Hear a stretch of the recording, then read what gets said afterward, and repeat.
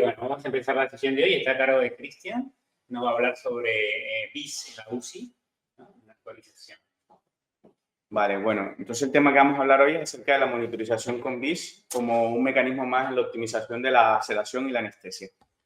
Lo primero que tenemos que tener en cuenta es que la sedación, para nosotros en medicina crítica, es una herramienta fundamental en el tratamiento del paciente crítico, puesto que buscamos mediante esta estrategia tres cosas fundamentales. Primero es disminuir el estrés y todo lo que genera el estrés en el paciente, el estrés por su patología, el estrés por estar en un medio que se vuelve agreste.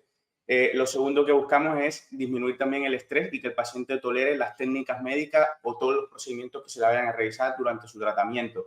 Y por último tenemos que se vuelve en algunos momentos cumple o tiene fines terapéuticos.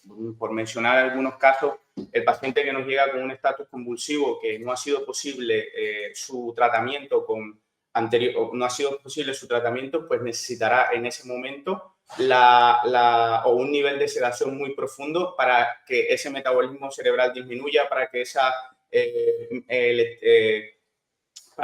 esa dinámica cerebral baje. Y es por eso que en ese momento necesitaría un nivel de sedación mucho mayor. Otro ejemplo posible podría ser el paciente que nos llega con un broncoespasmo severo. Ese paciente no va a ser el mismo nivel de sedación que necesita al inicio, cuando nos llega con su crisis súper exacerbada, a cuando el paciente ya ha ido mejorando paulatinamente. Es por eso que la sedación, como lo digo y lo recalco nuevamente, se convierte en un arma muy beneficiosa para el paciente y que debe ser monitorizada y debe ser ajustada constantemente. No es un objetivo el cual se busca y se le pone al paciente y se nos olvidó, sino que varía de acuerdo a la evolución del paciente. Y varía de acuerdo también a la evolución del paciente porque, como le digo, buscamos un objetivo y el objetivo es que el paciente tenga un confort y evite toda una cascada o aumente o disminuya la mortalidad del paciente cuando o lo suprasedamos o lo infrasedamos, porque cada una de las cuales tiene efectos deleterios sobre nuestro paciente. Entonces, en el caso de la suprasedación, puede causar en el paciente cambios hemodinámicos como la hipotensión, la bradicardia, la hipoperfusión y con eso la isquemia cerebral, la ventilación mecánica prolongada y con eso también el aumento de la morbimortalidad. En el caso de la ventilación mecánica podríamos estar enfrentando a que el paciente tenga una neumonía asociada a ventilación. En el caso de los encamamientos, el paciente puede presentar mayores días de encamamiento, con ello aumento de la fragilidad, con ello aumento de la sarcopenia, con ello la aparición de escaras y un montón de cosas que lo único que hace un efecto deleterio sobre nuestro paciente. Y por otro lado también tenemos que tanto la supra como la infra son malos. En el caso de la infrasedación pues generaría todo el estrés, la ansiedad, la agitación, los delirios agitados del paciente y efectos también deleterios sobre el paciente. Vuelvo y recalco, por eso la importancia de que la sedación debe ser siempre monitorizada y siempre se debe ser adaptada a las condiciones actuales del paciente.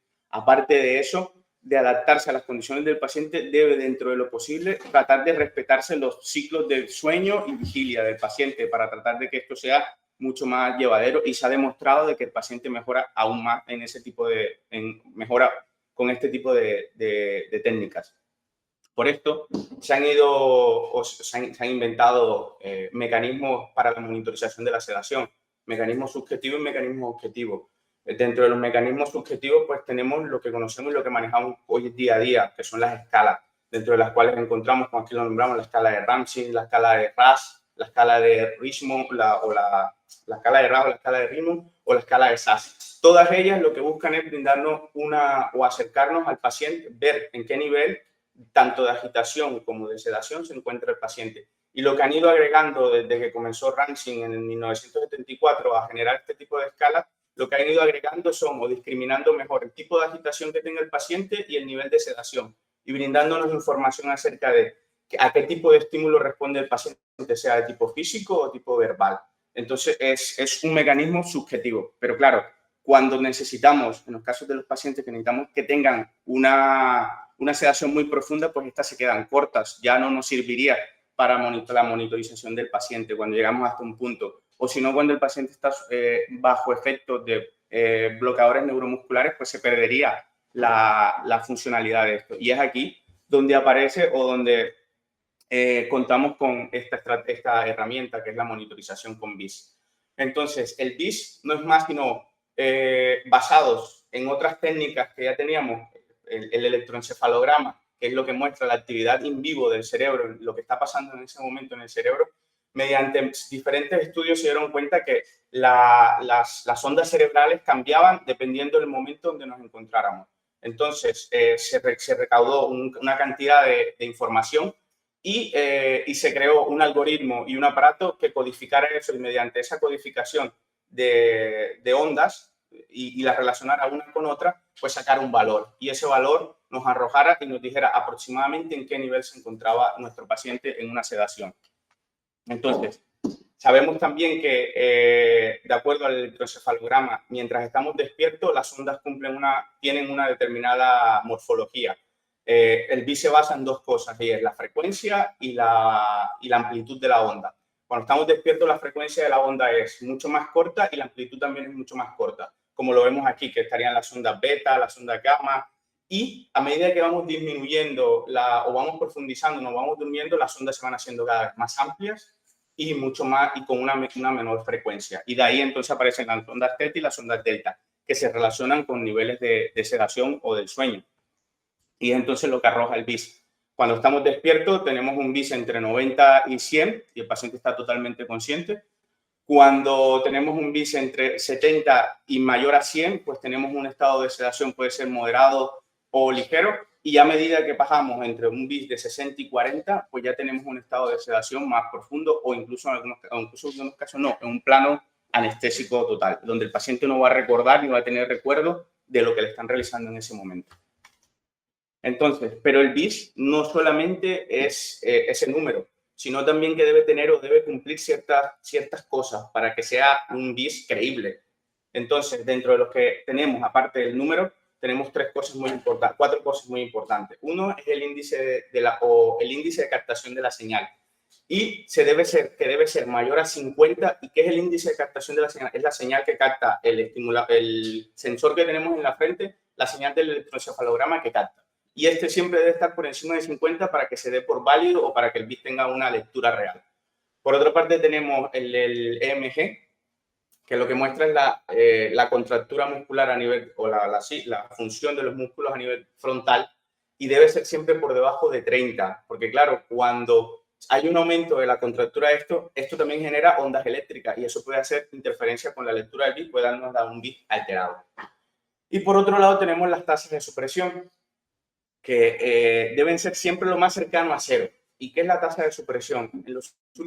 Lo que muestra en los últimos 61 segundos de la lectura del BIS, cuánto silencio isoléctrico, o sea, cuánto silencio a nivel de la actividad eléctrica del cerebro ha habido. Y se sabe que esto es súper importante porque tasas de supresión muy altas se relacionan con morbi y con mortalidad al cabo de incluso hasta los 6 meses. Se ha visto que aumenta la mortalidad. Y ahorita veremos en un estudio que traigo que se utilizan o se pueden utilizar hoy en día para la monitorización o el pronóstico neurológico y incluso hasta muerte cerebral. Entonces, tomando todo esto, nos damos cuenta que el BIS no solamente es ese número, sino que se deben tener todas las otras variables de una u otra manera buenas para poder dar por visto y por bueno el BIS. Entonces, dentro de los usos del BIS lo que tenemos, lo que cumpliría la monitorización de la sedación, la evaluación pronóstica post-RCP. Y cuando hablamos de la monitorización, lo que les decía anteriormente es tasas de supresiones y BIS en pacientes que han sido recuperados de paradas cardiopulmonares, BIS menores de 40 y tasas de supresiones mayores de 26, se han detectado o han tenido un mal pronóstico a largo plazo.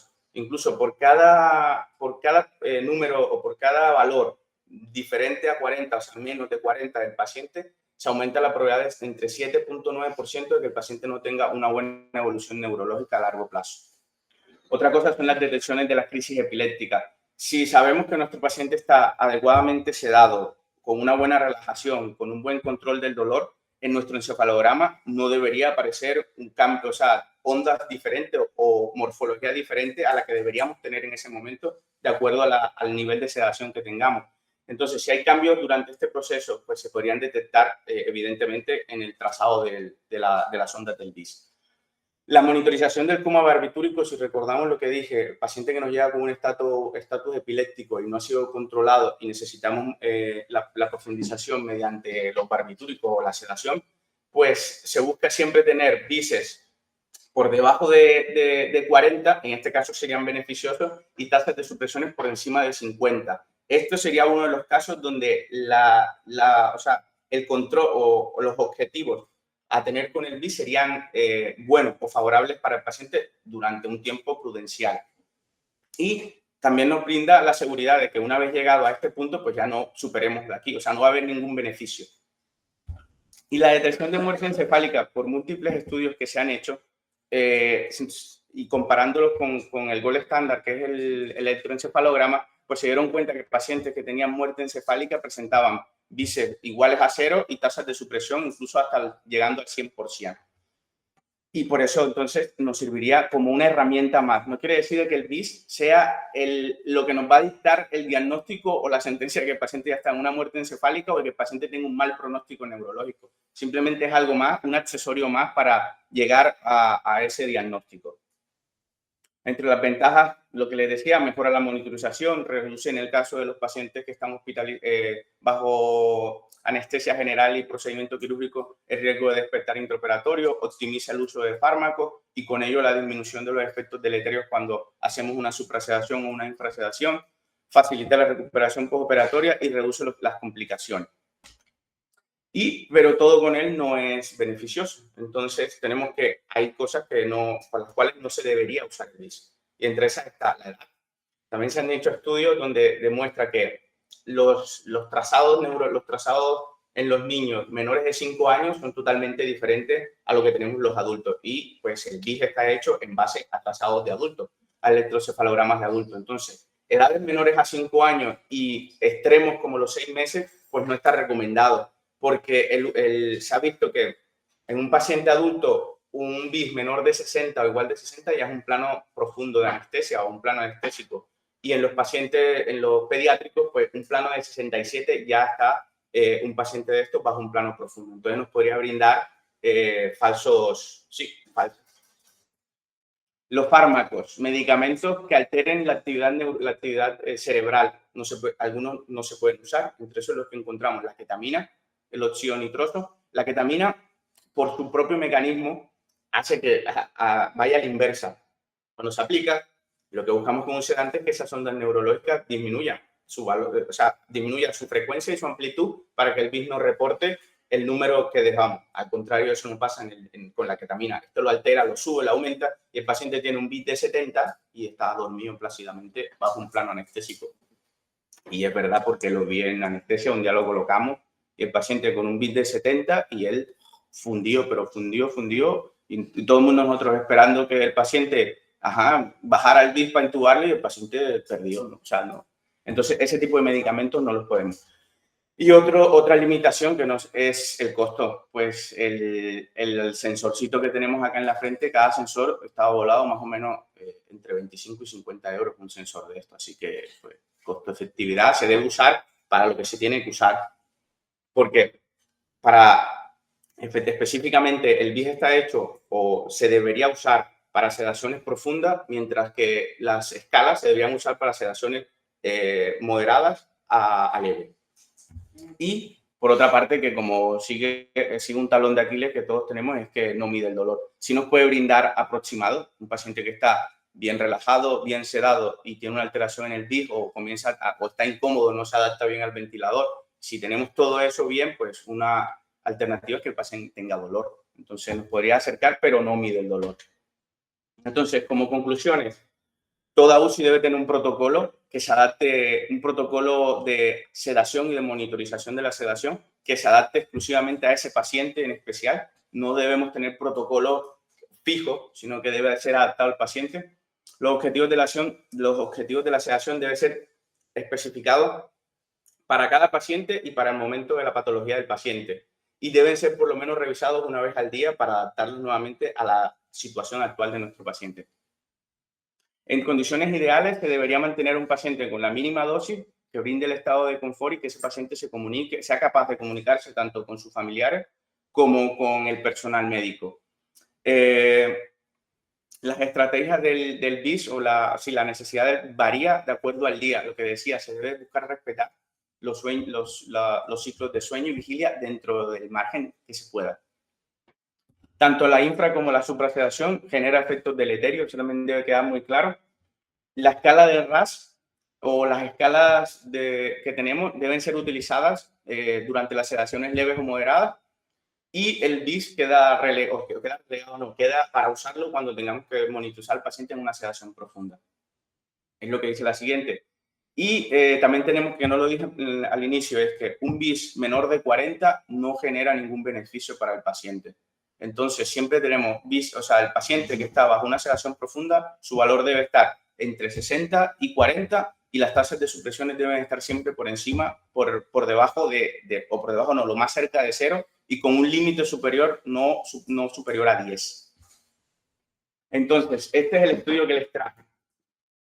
Y dice que el índice bispectral y la tasa de supresión tras parada cardiorrespiratoria, el estudio lo que interpretaba era, son útiles para individualizar planes de escalada terapéutica.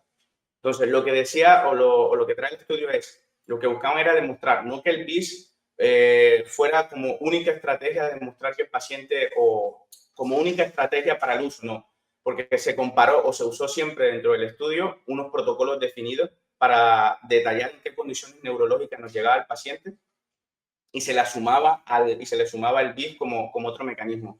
Y lo que buscaba era, o lo que decía, o lo que trataba de identificar el estudio era que muchas veces nosotros como médicos no tenemos herramientas para detectar a tiempo o evaluar a tiempo un pronóstico neurológico favorable o no favorable. Y que muchas veces a muchos pacientes le privamos de dar una oportunidad por no tener ese tipo de herramientas. Y ahora lo explicaré mucho mejor. Entonces, esto era lo que buscaba el estudio. Entonces, el estudio utilizó este protocolo, el protocolo de toda la vida, que era una exploración física para encasillar o para clasificar a los pacientes de acuerdo al pronóstico neurológico. Entonces, hacían una exploración física diaria, utilizaban biomarcadores, utilizaban técnicas diagnósticas, unas pruebas fisiológicas, el electroencefalograma, los potenciales sensitivos y analíticas como el pH, los niveles de lactato de ingreso del paciente y, cuando llegaba el paciente por recuperación de la parada cardiovascular. Entonces, dentro del estudio, el estudio se realizó entre el año 2011 y 2020 tuvieron una muestra de 410 pacientes. De esos 410 pacientes, en el desarrollo del estudio, se descartaron 70 por las causas que tenemos acá, que son muertes en las primeras 48 horas, si la monitorización BIS no cumplía unos requisitos en las primeras 48 horas, o no tenía monitorización en las primeras 48 horas. Y los requisitos que tenía para que el BIS fuera válido era, uno, lo que le explicaba, que el índice de captación de la señal fuera superior a 80, que el electroencefalograma, el EMG, mostrara valores menores a 32 y que se cumpliera que se hiciera el registro en las primeras 48 horas y cada hora. Después de todo eso quedaron 340 pacientes. Estos 340 pacientes se clasificaron en una corte que tenía un buen pronóstico neurológico y una corte que tenía un mal pronóstico neurológico. Y esas dos cortes las sacaron de acuerdo, uno, al protocolo de inicio, al protocolo que les mostré del inicio, y cuando el paciente llegaba a la urgencia, se le aplicaba este protocolo, verificaba en qué condiciones estaba, se sometía a un proceso de sedación y al control de la temperatura. El control de la temperatura que estaba dado aproximadamente entre 24 y 48 horas, dependiendo lo que en ese momento requiriera o en ese momento determinara el médico tratante. Y una vez se hacía este proceso, pues el paciente nuevamente se volvía a llevar a una temperatura de 36.5 grados centígrados, cumpliendo también ciertos estándares. Y se volvía nuevamente a reevaluar al paciente. Y así se clasificaban los pacientes entre uno u otro.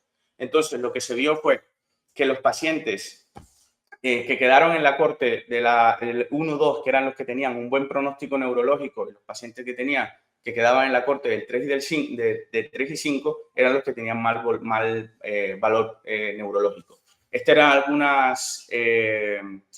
algunas variantes demográficas que utilizaban: sexo, edad, el tipo de parada que tuvo, si era desfibrilable o no era desfibrilable el el ritmo a la hora o el ritmo que se captó después de la parada en general. Y se utilizó también como mecanismo para el estudio.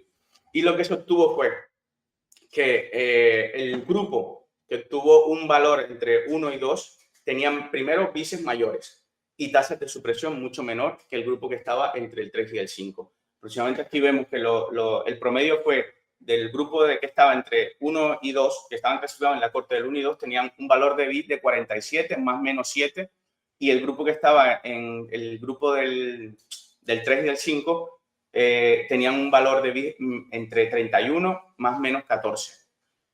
Pero las tasas de supresiones en realidad fueron las que mostraron la diferencia. Como podemos ver, las tasas de supresiones en el grupo de la corte de buen pronóstico neurológico tenían tasas de supresiones mucho más bajas y el otro grupo tenía tasas de supresiones mucho más altas, lo que indicaba un valor pronóstico negativo para ese paciente.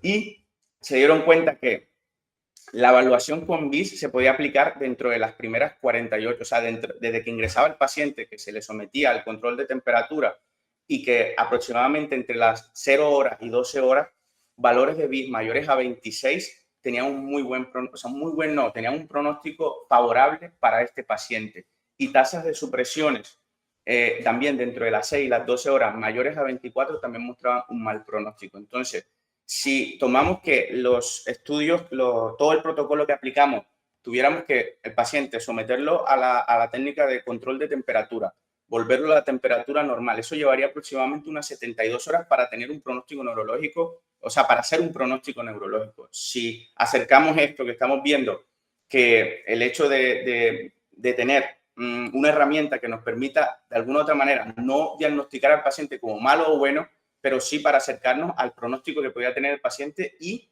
lo que buscaba el estudio, decirnos si escalamos o no en la terapéutica que le apliquemos al paciente. Acá vemos en esta imagen un recorrido de todo lo que se hizo y vuelvo y recalco que el BIS, el promedio mayor a 26 en las primeras 12 horas con una sensibilidad del 89% y una especificidad del 75% mostraba un buen valor pronóstico, y las tasas de supresiones mayores de 24 con una sensibilidad del 91% y una especificidad del 81% mostraba malos resultados neurológicos a largo plazo. Solo de esa corte de pacientes que estaban entre 3 y, o sea, los que fueron catalogados como un mal pronóstico neurológico, solo 9 pacientes de esos tuvieron a final del estudio un buen resultado neurológico de los 129 que estaban. Y bueno, ya está. Eso fue lo que